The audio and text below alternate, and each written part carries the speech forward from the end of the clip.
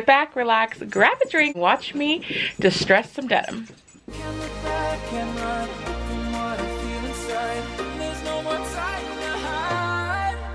Oh, you're gonna want a pair of scissors, a pair of tweezers, and of course the pair of denim that you want to distress. And I use a little napkin just to put my little trimmings on as I go.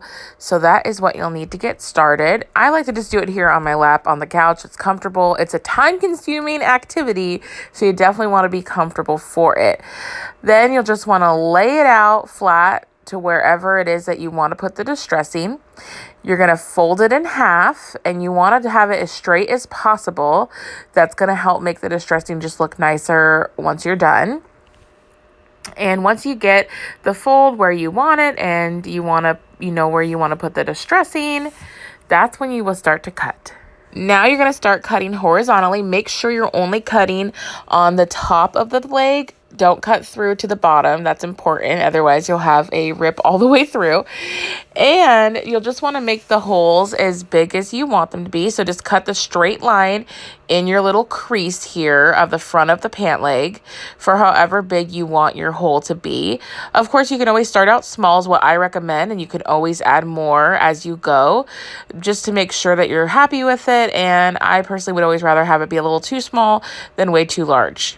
This is what the front of your pant or shorts should look like, with just a bunch of slits going down however big you want them and however tall that you want them. You can put your hand through like I am, and you're going to tweeze each of these individual slits. I'll show you how. Now that you have your slits horizontally on the front of the pant leg, you can start the distressing part. You're going to put your hand through there and grab one of your slits and just kind of rough it up with your tweezers just to kind of get the threads moving.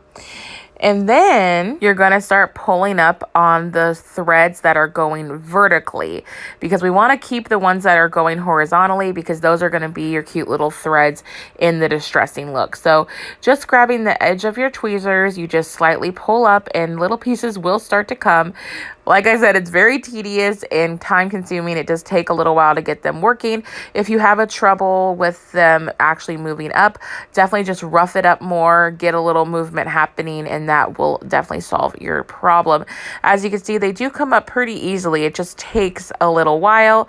Try to be as cautious as you can so you aren't ripping out the horizontal stripes as much.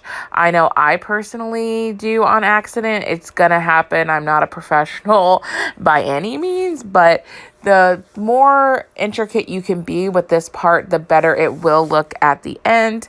I just turned on a TV show and kind of just get to work. Here is the final product. I went a little too high right there. So that is one thing I didn't say in the beginning. I've never actually done this to shorts before.